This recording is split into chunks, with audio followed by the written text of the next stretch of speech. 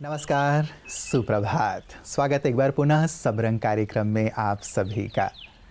मित्रों, हम सभी अनुभव करते हैं कि कई बार हम किसी कार्य को करने की ठानते हैं, कुछ दिनों तक तो करते हैं, लेकिन थोड़े समय के बाद एक ढीलापन आ जाता है कि मुझे इस अच्छी आदत को, इस अच्छे गुण को धारण करना है। हम सोचते हैं, कुछ दिनों तक बहुत अच्छा चलता है, लेकिन फिर परिस्थितियाँ, बातें या व्यस्तता उस चीज़ को हल्की कर देती हैं। यदि हम अपने जीवन में दृढ़ता के गुण को धारण कर लें कि हमें दृढ़तापूर्वक ये करना ही है, तो वो कार्य सचमुच बहुत सहज हो जाता है। और दृष्टांत भी तो मित्रों ऐसे ही लोग बनते हैं ना। भीष्म पितामह जी ने एक बार ठान लिया, प्रतिज्ञा कर ली कि मैं आजीवन ब्रह्मचर्य व्रत का पालन करूंगा। कितनी समस्याएं, बातें, प्रलोभन उनके सामने आए होंगे जीवन में, लेकिन दृढ़ता ने दृष्टांत बना दिया उन्हें। महाराणा प्रताप जी, कितनी भी समस्याएं आई होंगी, एक प्रण ले लिया था, जब तक मैं अपने राज्य को वापस नहीं लेता, ज़मीन पे सोऊंगा या फिर सोने चांदी के बर्तनों में भोजन नहीं करूंगा, पत्तल में ही करूंगा। उनकी इस दृढ़ता ने भी उन्हें आदर्श बना दिया। तो मित्रों, क्यों ना, जब हमारे ऐसे महापुरुष दृढ़ता से दृष्टांत बन सकते हैं, तो हम क्यों नहीं अपनी जिस आदत, जिस गुण को धारण करने का संकल्प लिया हो, उसके लिए ऐसी ही दृढ़ता ज़रूर अपनाएं। और ऐसी ही दृढ़ता का सुंदर परिचय दे रहा है हमारा आज का सुंदर सुवाक्य।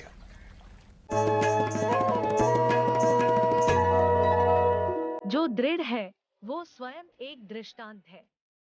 जीवन में अक्सर हम कोई आदर्श या मिसाल ढूंढते हैं, क्योंकि उनके कर्म हमारे लिए प्रेरणादायक होते हैं और हम भी उसी मार्ग पर चल अपने लक्ष्य को प्राप्त करना चाहते हैं। उनके जीवन के सीख लेना आसान है, लेकिन यह भी समझना जरूरी है कि वे एक दृष्टांत बने कैसे। जरा सोचिए, जो मनुष्य हमें इतनी प्रेरणा प्रदान करता है, वो स्वयं कितना सशक्त होगा, कितना अटूट होगा, अटल होगा और अपने लक्ष्य पर कितना केंद्रित होगा। हम भारतवासी स्वाधीनता अर्जित करने हेतु कितने दृढ़ थे और वही स्वतंत्रता सेनानी ही हमारे प्रेरणा स्रोत बने। जीवन में चाहे परिस्थिति कैसी भी हो, हमें इतना मजबूत और लक्ष्य पर केंद्रित होना चाहिए कि कोई भी तूफान हमें हिला नहीं पाए। यह याद रखिए कि जो इंसान सुख और दुख दोनों में अविचल रहता है, वही औरों के लिए एक दृष्टांत बन जाता है। तो मित्रों, दृढ़ता को अपने जीवन में अपनाकर आगे से आगे बढ़ने का संकल्प लें।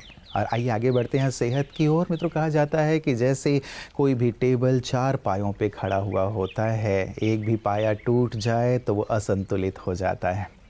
वैसे ही हमारे स्वास्थ्य के भी 4 आधार हैं। हमारी सकारात्मक सोच, रोज़ व्यायाम करना, पौष्टिक आहार लेना और संतुलित नींद लेना। यदि इन चारों में से कहीं कोई कमी रह जाती है, तो पाए ऊपर नीचे होने लगते हैं और वो जो स्वास्थ्य है वो कहीं ना कहीं ऊपर नीचे होता हुआ हमें प्रतीत होने लगता है। इसलिए मित्रों, इन चारों उपायों पर विशेष ध्यान रखिएगा। और जो हमारे सीज़न भी परिवर्तित होते हैं, वो भी कई प्रकार की तकलीफ़ें लेकर के आती हैं। यदि थोड़ा ध्यान रखा जाए तो उनसे भी बचा जा सकता है। जैसे लगातार हम विंटर में केयर रखने की बात कर रहे हैं। आइए देखते हैं कि आज इस सेगमेंट में आपके लिए क्या खास है। ओम शांति। ठंड के मौसम आते ही जो पहली प्रॉब्लम शुरू होती है वो है विंड बर्न की। जैसे हमने छोटे बच्चों में देखा है कि उनके गाल फट जाते हैं, उसमें रेशे आ जाते हैं, या तो वो काले दिखाई देते हैं या रेड। और जब बच्चे के गालों को छूने की कोशिश करे कोई मॉइस्चराइज़र लगाने के लिए, तो वो चिल्लाते हैं क्योंकि उन्हें जलन होती है उसमें। उसे विंड बर्न कहा जाता है। उससे बचने के लिए सबसे सरल उपाय है कि आप किसी भी तरह का मॉइस्चराइज़र या दूध के ऊपर की क्रीम भी लगा सकते हैं, तो इससे वो विंड बर्न से बचा जा सकता है। दूसरी प्रॉब्लम आती है चैप्ड लिप्स की, यानी फटे होठों की। इसकी प्रॉब्लम से बचने के लिए आपको अपने शरीर का हाइड्रेशन मेंटेन रखना है। पानी पीते रहना है, नारियल पानी है, नींबू पानी है या तरह तरह के फ्रूट्स वेजिटेबल्स है, पीते रहना है ताकि आपके बॉडी का हाइड्रेशन मेंटेन रहे। साथ ही चाय, कॉफ़ी और तली भुनी चीज़ें से बचें, क्योंकि ये भी हमारे शरीर से पानी की मात्रा कम करती है, जो कि हमारे लिप्स को रूखा बनाती है। तीसरी चीज़ हम कर सकते हैं कि दूध पिए। अगर आपको दूध सूट होता है तो ज़रूर रात में दूध 1 गिलास गुनगुने दूध में हल्दी डाल के पिए। इससे भी हमारे शरीर का हाइड्रेशन मेंटेन रहता है, चिकनाई बनी रहती है, जिससे हमारे होंठ फटते नहीं हैं। इसके अलावा भी आप किसी भी तरह का मॉइस्चराइज़र जो आपको पसंद हो, जो आपको सूट हो, आप यूज़ कर सकते हैं दिन में 2, 3, 4 बार, जितनी बार ज़रूरत हो शरीर को उस हिसाब से। तीसरी प्रॉब्लम होती है क्रैक्ड हील्स यानी फटे एड़ियों की। सबसे ज़्यादा प्रॉब्लम ये उनमें होती है जो खाली पैर चलते हैं, चाहे घर में हो चाहे बाहर काम कर रहे हो। तो इससे बचने के लिए आप एक तो अच्छे से चप्पल पहने सॉफ्ट, या तो सॉक्स पहने और शूज़ का इस्तेमाल करें। ओम शांति। मित्रों, कहते हैं कि नेकी कर और बदले में कोई कामना ना रख, क्योंकि नेकी का फल भगवान देते हैं, इंसान नहीं। इसीलिए नेक कर्म करना सचमुच जीवन का एक नियम बना लेना चाहिए, अपनी एक आदत बना लेनी चाहिए। और जब हम ऐसे नेक कर्म करते हैं समाज कल्याण के लिए, विश्व कल्याण के लिए, तो हमें जो आत्मसंतोष मिलता है, जो सुकून मिलता है, वो संसार की सारी दौलत देकर के भी प्राप्त नहीं किया जा सकता।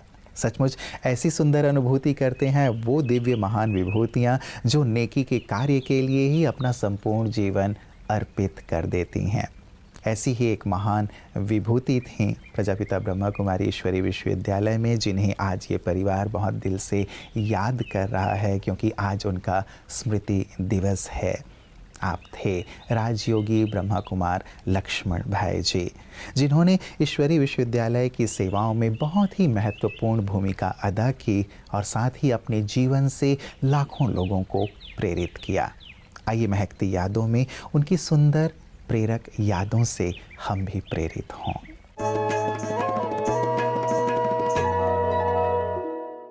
आदरणीय भ्राता लक्ष्मण जी का नाम बड़े आदर पूर्वक लिया जाता है। आप तन मन धन समय श्वास संकल्प सहित पूर्ण यज्ञ में समर्पित दधीचि ऋषि के समान थे। ओजस्वी वाणी के धनी आदरणीय भ्राता लक्ष्मण जी सदा बेहद सेवा के चिंतन में रहने वाले थे। आप लौकिक रूप से शिक्षक थे और पदोन्नत होकर शिक्षा अधिकारी बने। जहां जहां भी आपका तबादला हुआ, उस क्षेत्र की अनेकानेक आत्माओं में आपने ज्ञान का बीज बोया। अनेक गीता पाठशाला और सेवा केंद्र खोलने के आप निमित्त बने। आप प्रोजेक्टर और प्रदर्शनी से गांव-गांव में बहुत सेवा करते थे, जिसकी प्रशंसा प्यारे बाप दादा समय प्रति समय साकार मुरलियों में करते रहे हैं। अपनी पाई पाई यज्ञ सेवा में सफल करते हुए आपने बहुत सादा पर उच्च विचारों के साथ जीवन जिया। सोनीपत के समीप यज्ञ को मिली लगभग 40 एकड़ जमीन को निर्माण कार्य के लिए निर्विघ्न बनाने में आपने अथक प्रयास किया और सफलता भी प्राप्त की। ऐसी स्नेही, अथक सेवाधारी, त्यागी, तपस्वी, एक नामी इकोनॉमी के धनी महान आत्मा को हम कदापि भूल नहीं सकते हैं। मित्रों, बुरे वक्त में तो हर कोई भगवान को याद करता है, लेकिन बहुत कम लोग होते हैं जो अपने जीवन के अच्छे वक्त में भी ईश्वर को याद रखते हैं, उनका शुक्रिया अदा करते हैं। यदि गहराई से विचार किया जाए तो यदि अच्छे वक्त में ईश्वर का साथ निभाया जाए, उसके स्मरण में रहा जाए, तो जीवन में कभी बुरा वक्त आएगा ही नहीं। और कैसे उन्हें हम अपने जीवन के हर पल में, खासकर अच्छे पलों में भी याद कर सकते हैं, उनके साथ का अनुभव कर सकते हैं, अपने मन के तार को उनसे जोड़े रख सकते हैं, या फिर मन में शुक्रिया का भाव रख सकते हैं। यही सुंदर बात कला राजयोग के माध्यम से ब्रह्मा कुमारी सिखा रही हैं, और उनकी इन्हीं सेवाओं को हम देखते हैं पीस न्यूज़ हाइलाइट्स में। ब्रह्मा कुमारीज दुनिया भर में अच्छे व्यक्ति और अच्छे व्यक्तित्व का निर्माण कर रही है, परमात्मा द्वारा सिखाए राजयोग से मन को शांत कर श्रेष्ठ जीवन जीने की कला सिखाने हेतु संस्था की पूर्व मुख्य प्रशासिका राजयोगिनी दादी जानकी जी ने भारत का हृदय कहे जाने वाले इंदौर शहर के न्यू पलासिया में वर्ष 2019 में भव्य शिव शक्ति रिट्रीट सेंटर की नींव रखी थी। आज वो बीज एक वृहत वृक्ष के रूप में प्रकट हो रहा है। इस सफलता को और भी खास बनाते हुए देश की राष्ट्रपति श्रीमती द्रौपदी मुर्मू जी ने अपने ब्रह्मा कुमारीज मुख्यालय आगमन के दौरान शिव शक्ति रिट्रीट सेंटर के नवनिर्मित सद्भावना ऑडिटोरियम का वर्चुअल शुभारंभ किया। इस रिट्रीट सेंटर में 800 लोगों के रहने की व्यवस्था रहेगी। 5000 लोगों की क्षमता का ओपन ऑडिटोरियम भी बनेगा तथा सद्भावना ऑडिटोरियम में एक साथ 2000 लोग बैठकर आध्यात्मिक उत्थान के कार्यक्रमों का लाभ ले सकेंगे। पिछले एक साल से आसपास के ग्रामवासियों और शहरवासियों के लिए निःशुल्क राजयोग मेडिटेशन का कोर्स शुरू किया गया है, जिसका लाभ लेकर अब तक सैकड़ों लोगों का जीवन पूरी तरह से बदल गया है। इस परिसर में रोजाना सुबह सत्संग भी आयोजित किया जाता है, जिसमें आसपास से कई ग्रामीण शामिल होते हैं। राष्ट्रपति श्रीमती द्रौपदी मुर्मू जी ने अपने दिल के उद्गार व्यक्त करते हुए कहा कि राजयोग और आध्यात्म शक्ति ने मुझे अंधकार में जीवन से बाहर निकाला। मुझे विश्वास है कि इस रिट्रीट सेंटर से अनेकों लोगों को जीवन में सुख, शांति और आध्यात्म की नई राह मिलेगी। लोगों के जीवन में शांति और शक्ति भरने का ये केंद्र बनेगा। लोग शांति और सुकून की तलाश में यहाँ आकर कुछ पल बिता सकेंगे। ब्रह्मा कुमारीज इंदौर जोन की निदेशिका राजयोगिनी बी के आरती दीदी ने कहा कि आज मनुष्य में काम, क्रोध, लोभ, मोह, अहंकार आदि विकारों की प्रवेशता है, जिससे मनुष्य कुकर्म करता है। परंतु परमात्मा द्वारा सिखाए राजयोग से हम अपने मन को शांत कर सकते हैं एवं श्रेष्ठ जीवन जीने की कला सीख सकते हैं। कार्यक्रम में पधारे राष्ट्रीय अनुसूचित जनजाति आयोग के अध्यक्ष श्री हर्ष चौहान ने कहा कि ब्रह्मा कुमारी संगठन समाज में एक मां की भूमिका निभा रहा है। आज मेरे लिए सौभाग्य की बात है जो मैं पहली बार यहां आया हूं। वहीं सांसद शंकर लालवानी जी ने कहा कि यह रिट्रीट सेंटर क्षेत्र में एक नई किरण लेकर आया है। मेरा सौभाग्य है जो मैं ब्रह्मा कुमारी संस्थान से कई वर्षों से जुड़ा हुआ हूं। इस मौके पर बड़ी संख्या में आसपास के गांवों के लोग और इंदौर से पहुंचे भाई बहनें मौजूद रहे।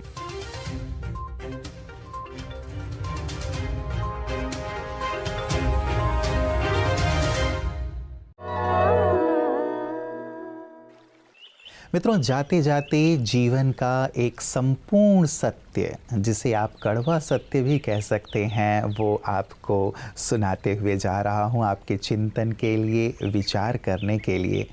कहते हैं कि जीवन के अंत में सब तुम्हें छोड़ कर के चले जाएंगे। एक पल ऐसा आता है जब सब छोड़ के चले जाते हैं, जो भी वस्तु हैं वो भी हमारे काम नहीं आते, वैभव काम नहीं आता, तो सब छोड़ देते हैं, लेकिन ईश्वर कभी भी साथ नहीं छोड़ते। जब सब छोड़ देते हैं तो वही साथ निभाते हैं। तो जीवन भर भी वो साथ रहते हैं और ऐसे समय पे भी वो हमारा साथ नहीं छोड़ते जब सब छोड़ देते हैं। तो क्यों ना मित्रों, जो ऐसे निस्वार्थ भाव से हमें प्रेम करते हैं, हमारा साथ निभाते हैं, अपना हाथ आशीर्वाद का हमारे सिर पर रखते हैं, क्यों ना हम उन्हें निरंतर याद करें, क्यों ना उनके मार्ग पर चलें, क्यों ना उनका साथ निभाएं, उनकी ओर देखें और अपने जीवन को श्रेष्ठता के पथ पर आगे से आगे बढ़ाएं। बहुत गहरी बात है मित्रों, संपूर्ण सत्य बात है, ज़रूर विचार कीजिएगा तो ईश्वर के साथ का और साथ ही उनकी मदद का आपको अनुभव और भी ज़्यादा होने लगेगा। अपना ख्याल रखिएगा। कल पुनः इसी वक्त आप सबसे मुलाकात होगी। नमस्कार। ओम शांति।